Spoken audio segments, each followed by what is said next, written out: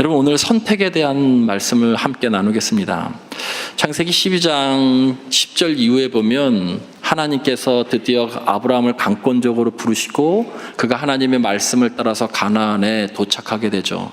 근데 가나안에 도착해서 얼마 지나지 않아서 그 약속의 땅에, 하나님께서 가라고 하셨던 그 약속의 땅에 성경에 보니까 심한 기근이 임했다는 거예요. 심한 기근이 임해서 애굽으로 피하게 됩니다. 여러분도 잘 아시는 것처럼 그 애굽에서 아브라함이 엄청난 곤욕을 치르죠. 애굽은 힘이 있으면 타인의 아내까지도 취할 수 있는 악한 문화가 있는 나라입니다. 창조 질서에 역행하는 문화가 있는 나라죠. 힘만 있으면 남의 것을, 힘만 있으면 타인의 것도 빼앗을 수 있는 것이 애굽, 그것이 상징하는 것이죠. 그래서 두려웠었던 아브라함은 자신의 아내를 누이라고 속이게 되죠. 그것 때문에 바로의 궁전에 아내가 들어갈 수밖에 없게 됩니다. 근데 여기서 여러분이 잘 생각해 보세요. 거짓말은 아브라함이 했는데 12장 13절에 보면 바로의 궁에 하나님께서 큰 재앙을 내리셨다고 말씀하고 있어요. 잘못은, 거짓말은 아브라함이 했는데 왜 재앙은 바로에게 내려졌을까라고 하는 거예요. 여러분, 그 시대의 문화를 하나님께서 원하는 문화가 아니었기 때문에 그렇습니다. 말씀드렸던 것처럼 힘이 있다고 해서, 권력이 있다고 해서 타인의 것을 함부로 취할 수 있는 그러한 문화는 악한 문화이기 때문에 하나님께서 먼저 그 문화인 애굽 제국을 큰 재앙을 내리셔서 심판하신 거예요. 그러면 아브라함은 아무 잘못이 없느냐? 아브라함은 거기서 수치를 당하게 되죠. 창세기 12장엔 두 가지 떠남을 이야기하고 있어요. 앞에 떠남은 하란에서 가나안으로 떠나는 거예요. 그리고 또 하나 10절 이하는 여러분 가나안에서 애굽으로 떠나는 겁니다. 이 두 가지를 명확하게 대조하고 있어요. 여러분, 하나안에서 가나안을 떠날 때의 기준은 무엇이었냐면 12장 4절에 보면 아브라함이 말씀을 따라갔고 라고 나와있어요. 말씀을 따라갔고 하나님께서 말씀하신 것에 따라서 떠난 것이죠. 그렇게 떠났을 때 하나님께서 아브라함에게 약속을 하세요. 너는 복이 될 것이다. 옛날에는 복의 근원이 될 것이라고 말씀하고 있는데 정확한 표현은 복이 될 것이다. 그리고 너로 인해서 큰 민족을, 너의 자손으로 인해서 큰 민족을 이루게 하겠다라고 하는 자손의 축복을 약속하시죠. 그런데 두 번째 떠남, 이 가나안에서 애굽으로 떠날 때 말씀을 따라간 것이 아니에요. 갑자기 닥친 기근, 열악한 환경 때문에 움직인 거예요. 여러분, 그 갑자기 닥친 기근, 열악한 환경에 의해서 떠나게 된 그 결과가 뭐냐면 아내를 빼앗겨 자손을 얻을 가능성을 상실하게 된 거죠. 하나님께서 먼저 말씀을 따라갔을 때 너에게 자손의 축복을 허락하겠다고 했는데 그때 가장 필요한 존재가 사라였는데 그 사라를 빼앗긴 거예요. 그러니까 하나님의 축복의 통로를 상실해버린 것이죠. 그러니까 어마어마한 상실의 위험을 경험하게 된 것이죠. 여러분, 우리들에게도 이런 것이 있습니다. 이 두 떠남의 차이에는 말씀을 따라갔다라고 하는 것은 우리가 언약 안에 사는 삶이고 그러면 늘 하나님의 축복과 약속을 받게 되는 것이죠. 그러나 기근같이 어떤 갑자기 생기는 열악한 일들이나 환경들 때문에 그냥 그때그때 반사적으로 대응해서 즉흥적으로 행하는 행동들은 여러분 언약 밖에 있는 행동들이에요. 그래서 아내를 빼앗기고 수치를 당하고 하나님의 축복으로부터 멀어지게 되는 것이죠. 이 말씀이 우리들에게 주는 중요한 질문이 하나 있는데 그것은 우리는 무엇에 따라 움직이고 행동하는가라고 하는 것을 창세기 12장에서 말씀하고 있어요. 떠남, 움직이는 거예요. 행동하는 거예요. 이 성경을 읽어낼 때 과연 우리가 이 시대를 살아가면서 우리가 무엇인가 행할 때, 우리가 무엇을 결정할 때, 움직일 때 어떤 기준을 가지고 행동하고 움직이고 있는가, 말씀을 따라가고 있는가, 그때그때 어떤 일이 막 닥쳐오고 정말 어려운 일들이 닥쳐올 때 거기에 그냥 반사적으로 대응하는 삶을 살고 있는가, 이것을 오늘 성경에서는 묻고 있는 것이죠. 뼈아픈 실패를 경험한 아브라함은 이제 다시 애굽에서 가나안으로 돌아옵니다. 13장 1절 말씀에 보면 네게부로 올라왔다라고 나와 있어요. 성경 이곳저곳에 네게부라고 하는 표현이 있는데 이것은 황무지, 사막이라고 하는 뜻이에요. 이스라엘 전체 국토의 60%가 사막이고 광야죠. 여러분 그 지역으로 올라왔다는 거예요. 그래서 다시 자리를 옮겨서 베델과 아이 사이로 이동하여 장막을 치고 거주했어요. 애굽에서 나올 때 큰 재앙을 받아서 놀란 바로가 빨리 급히 아브라함을 내보내기 위해서 그에게 많은 소유를 줍니다. 여러분 그때 소유도 받고 나왔지만 종들도 따라 나왔어요. 여러분 그때 사라의 몸종이었던 애굽 여인 하갈도 함께 나와요. 분명히 그때 나왔을 거예요. 그가 결국 또 이 이후에 보면 불행의 씨앗을 결국 가지고 나오게 되는 것이죠. 말씀을 따라가지 않을 때 나타나는 그런 현상이죠. 오늘 13장 2절 말씀에 보면 아브라함에게 은금이 풍부했다라고 말씀해요. 여러분 이제 다시 돌아와서 은금이 풍부했어요. 소유가 많아졌어요. 그럼 행복한 삶을 영위해야 되는데 소유가 많음에도 불구하고 그 가정은 행복하지 못했어요. 아브라함과 조카 롯이 6절 말씀에 그 원인을 명확하게 설명하는데 이렇게 설명하죠. 소유가 많아서라고 6절에. 소유가 많아서 가족 내에 다툼이 생겼다는 거예요. 소유가 많으면 행복하고 좋아야 되는데 소유가 많아서 조카와 물질 때문에 소유 때문에 갈등을 빚고 있다라고 하는 것이죠.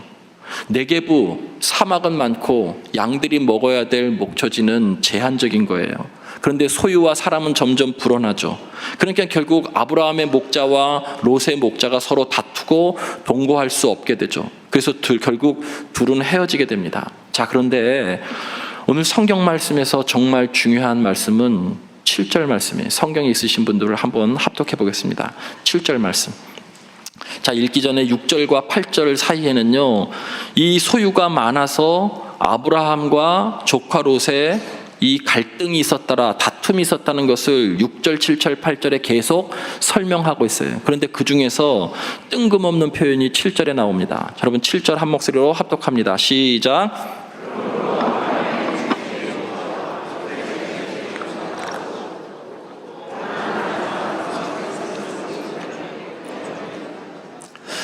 두고 있다라고 하는 표현을 하다가 7절 후반부에 보면 또 가나안 사람과 브리스 사람도 그 땅에 거주하였는지라, 다툼에 대한 이야기를 하다가 전혀 뜬금없는 표현이 7절 중간 후반절에 툭하니 나와요.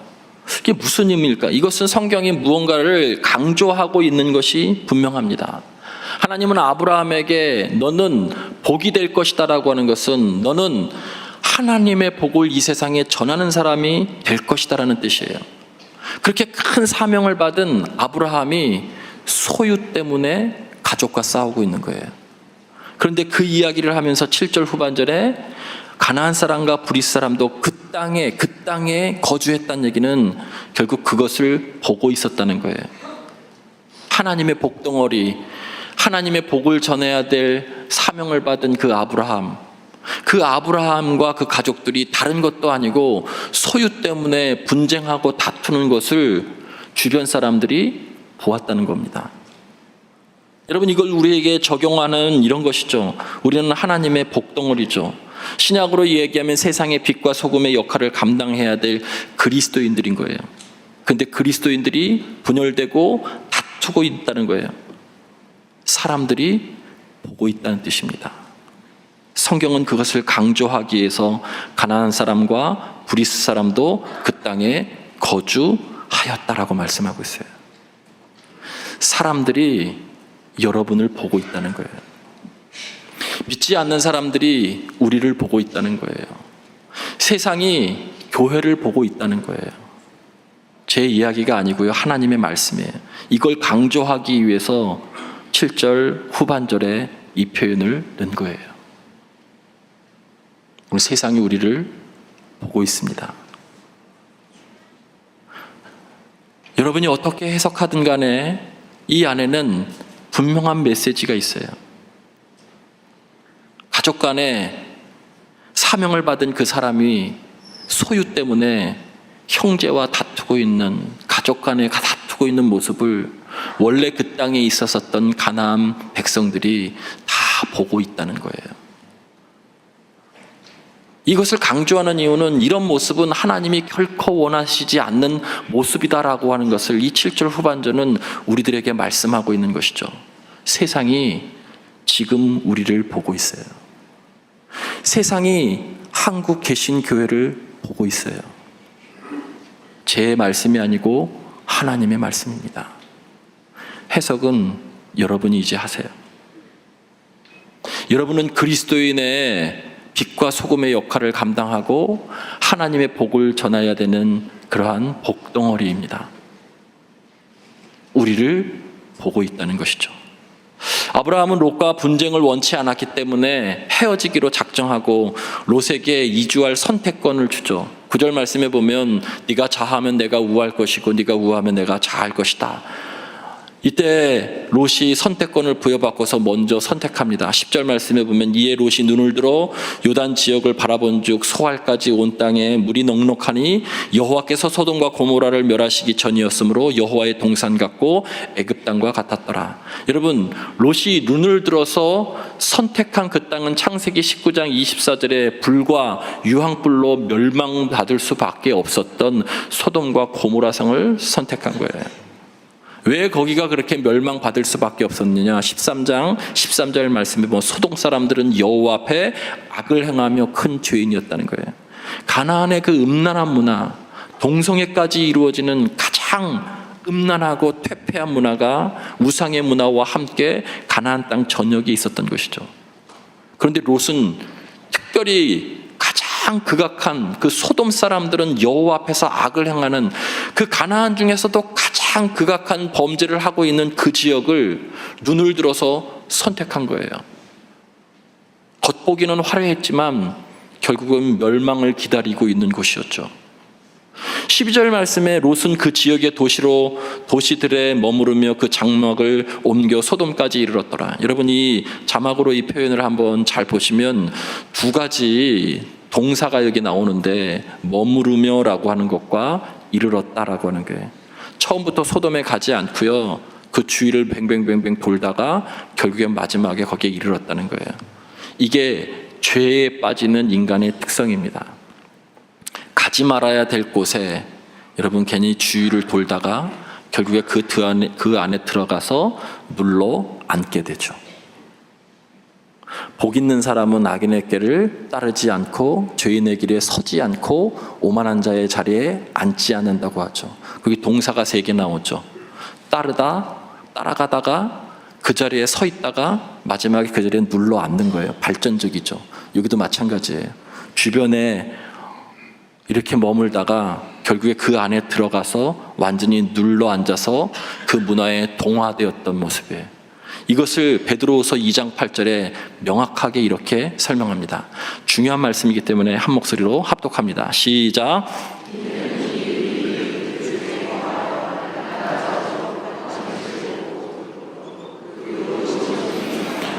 여기 나와 있는 의인은 롯을 의미합니다. 정확하게 베드로후서 2장 6절, 7절, 8절은 롯과 소돔과 고모라 성이 멸망받을 수밖에 없었던 이유를 설명하는데, 이 8절에 의인이라고 표현하는 것은 롯이에요. 이 의인 롯이 그들 중에 거하며 완전히 눌러 앉았다는 거예요. 그 문화에 완전히 장식됐다는 거예요. 그 다음 표현이 날마다 저 불법한 행실을 보고 들음으로 그 의로운 심령이 상했다는 거예요. 의로운 심령도 날마다 불법한 행실을 보고 들음으로 인해서 그 심령이 상한다는 거예요. 그리고 그래서 그도 죄악의 문화에 젖어든다는 거예요. 여러분, 그래서 우리는 우리 자신을 과신하면 안 돼요. 우리 안에 죄된 본성이 여전히 있기 때문에 보고 듣는 것에 의해서 여러분, 우리도 따라가고 물들 수밖에 없는 것이죠. 그러니까 자신 없는 곳은 가지 않는 것이 좋아요. 자신 없는 곳은 가지 않는 것이 좋습니다.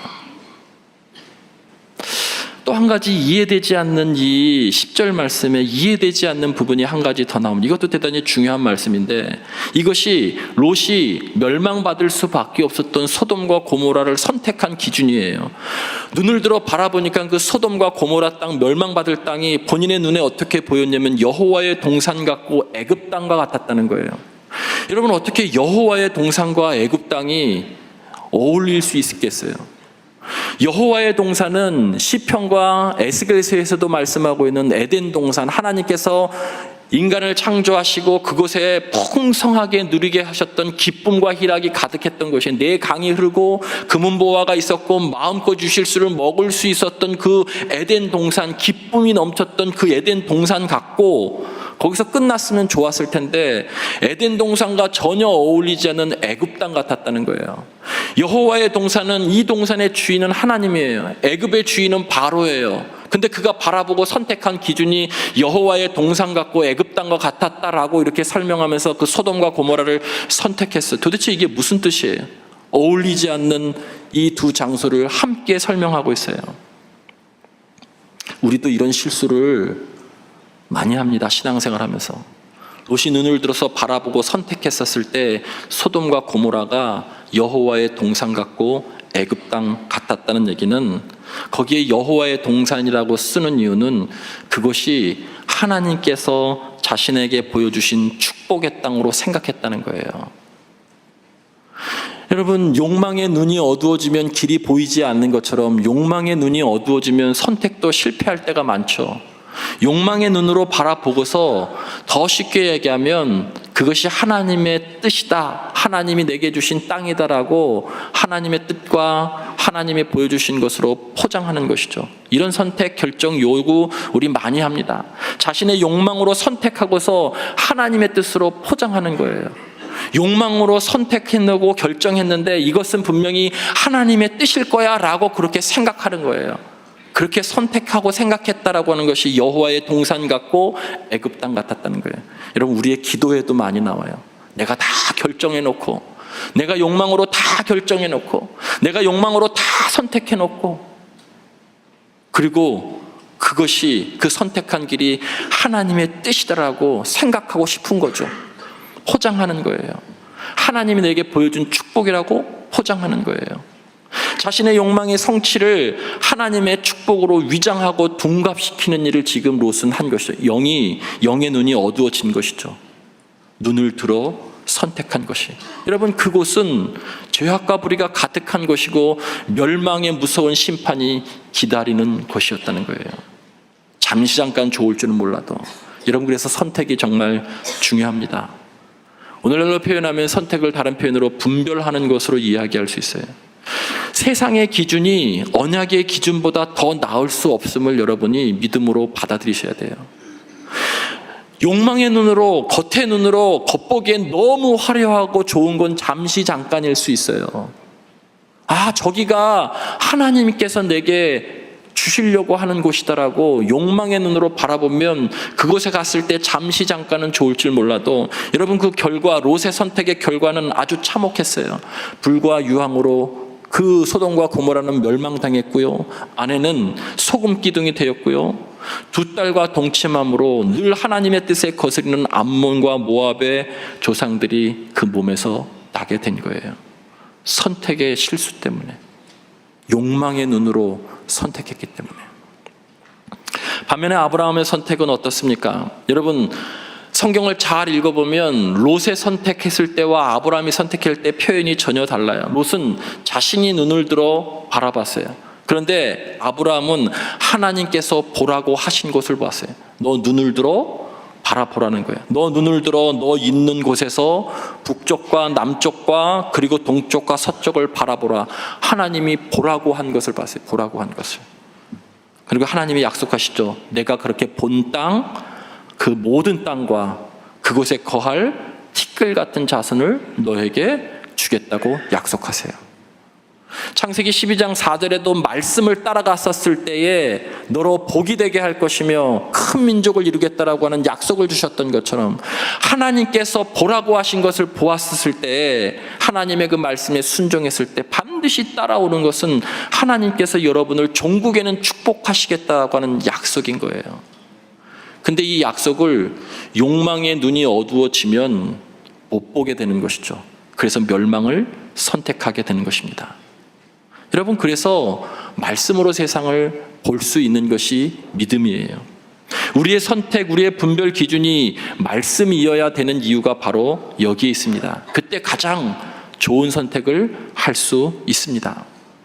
여러분에게도 그와 같은 선택이 있기를 주의 이름으로 간절히 축원을 드립니다.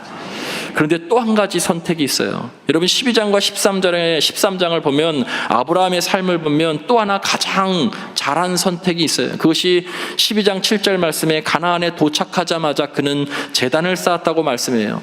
12장 8절에 장소를 옮겨서 베델과 아이상에 거주했었을 때도 거기에서도 제단을 쌓았어요. 애굽에 내려가서 쓰라린 뼈아픈 실패를 경험하고 돌아와서 다시 가나안으로 돌아와서 거기에서도 여호와의 이름을 부르며 제단을 쌓았어요. 그리고 오늘 본문의 맨 마지막에도 롯을 보내고 난 다음에 그가 하나님께서 말씀하셨던 그 지역으로 가서 여러분 18절 마지막에 보면 여호와를 위하여 제단을 쌓았더라라고 말씀하고 있어요. 아브라함은 새로운 정착지를 갈 때마다 뼈아픈 실패가 있은 후에 삶의 중요한 전환점이 있을 때마다 제단을 쌓고 하나님 앞에 예배를 드렸던 것을 발견할 수 있어요. 여러분 특별히 12장 5절, 6절, 7절 말씀에 보면 특별히 6절에 거기에서 도착하자마자 대잔을 쌓았다라고 할 때 그때 가나안 사람이 그 땅에 거주하였다라고 말씀해요. 이것도 앞에 말씀드리는 것처럼 앞뒤 문장에 전혀 어울리지 않는 데 들어와 있어요. 뭔가 강조하고 있는 것이죠. 왜 그러냐면 그 음란의 땅에, 음란한 문화의 땅에 도착했는데 자기 자신을 지키고 보호하기 위해서도 제단을 쌓은 거예요. 하나님을 찬양하기 위해서도 그렇지만 도착해 보니 하나님의 그 강권적인 부르심의 사명이 있었음에도 불구하고 이 사명을 감당하려고 하는데 이 세상이 너무나 패역해 있고 너무나 음란해 있고 죄악으로 가득한 거예요. 여기서 자기 자신을 지켜낼 수 있는 힘이 아무것도 없음을 인식한 그는 여러분 예배를 통해서 자기를 지킨 거예요. 하나님에게 은혜를 구하고 용기를 구하고. 그래서 예배는 이 제단을 쌓는다는 뜻은 예배를 드린다는 뜻도 있지만 깊은 뜻에는 심는다는 뜻도 있어요. 심는다는 뜻. 나도 모르게 가나안의 문화에 물들어 버린 나의 언어 습관, 생각, 행동, 죄악들을 씻어내는 시간이 예배의 자리라는 거예요. 여러분 오늘 마지막 18절 말씀을 보십시오. 헤브론에 있는 마므레 상수리 숲에 이르러 거주하여 거기서 여호와를 위하여 제단을 쌓았더라. 헤브론이라고 하는 이 도시의 히브리어의 뜻은 하나님의 친구, 교제의 자리라고 하는 뜻이에요. 마므레라고 하는 것은 히브리어로 활발하다는 뜻이에요. 활발하게 하나님과 교제하는 자리가 헤브론 마므레라고 하는 뜻이에요. 롯은 겉보기에 화려한 멸망의 자리를 선택했지만 아브라함은 하나님과 예배드리는데 조금도 부족함이 없는 그런 환경, 그러한 형편들을 선택한 거예요. 그래서 가장 좋은 선택을 한 거예요. 여러분이 이 예배의 자리에 온 이 시간이 가장 좋은 선택을 하신 것으로 여러분 믿으시길 바랍니다. 이 자리 속에서 죄사함이 있기를 원합니다. 이 자리 속에서 실패를 이길 수 있는 용기가 말씀을 통해서 여러분에게 있기를 원합니다. 그리고 이 자리 속에서 여러분 하나님을 예배함으로 여러분의 영에 하나님의 생기가 가득해지기를 주의 이름으로 간절히 축원을 드립니다. 선택은 여러 가지 중에 다 좋은 것이지만 여러 가지 중에 가장 좋은 것을 여러분 고르는 것이죠. 그럼 나머지를 포기하는 거예요. 여기 다 무언가 포기하고 오신 분들이에요. 여러분 이 12장과 13장의 가장 중요한 것은 아브라함이 아무것도 하나님을 몰랐던, 믿음이 전혀 없었던 이 아브라함이 조금씩 믿음이 성장하고 실패 가운데서도 다시 일어설 수 있게 되고 훗날에 믿음의 조상이라고 하는 이름까지 얻게 되는 그 뒷 배경에는 제단을 쌓던 예배를 늘 드렸었던 것이 있었기 때문에 그가 그 자리에 도달할 수 있었던 거예요. 예배가 그런 것입니다. 여러분의 예배가, 지금의 예배가, 다음 주의 예배가, 늘 드리는 경건의 시간이 가장 좋은 선택 되어지기를 주의 이름으로 간절히 축원을 드립니다.